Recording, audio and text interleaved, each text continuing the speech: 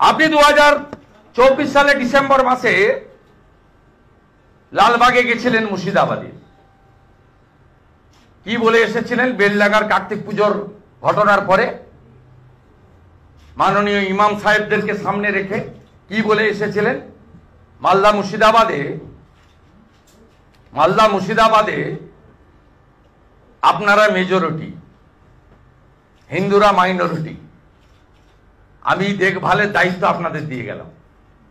আপনি দেখভালের দায়িত্ব দিয়েছেন, তাই মোথাবাড়ি হয়েছে, তাই ধুলিয়ান হয়েছে, তাই শামশেরগঞ্জ হয়েছে, তাই সুতি হয়েছে, তাই 900 দোকান বাড়ি লুট আগুন হয়েছে, তাই হরগোবিন্দ দাস চন্দন দাস খুন হয়েছে, তাই দেশের মধ্যে ধুলিয়ান শামশেরগঞ্জের হিন্দুরা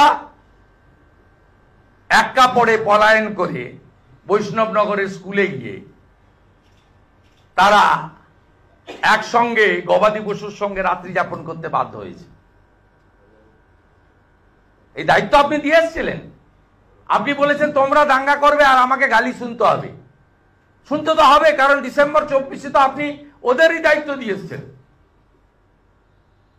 রক্ষা করার দায়িত্ব দিয়ে এসেছেন। তো আপনি তো পুলিশের উপর ভরসা করেননি, আপনি দাঙ্গা যারা করেছে তাদের উপরে ভরসা করেছিলেন।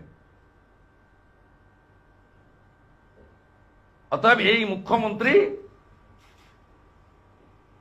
এই ঘটনার জন্য সম্পূর্ণরূপে দায়ী।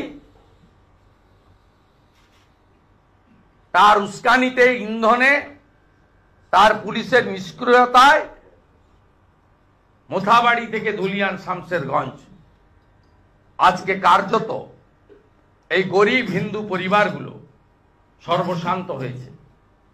এদের এই 5,000 10,000 টাকা, 2-4টা কাপড়, 4-5টা বাসন কোসন দিয়ে এদের কোনো ক্ষতি পূরণ করা যাবে না।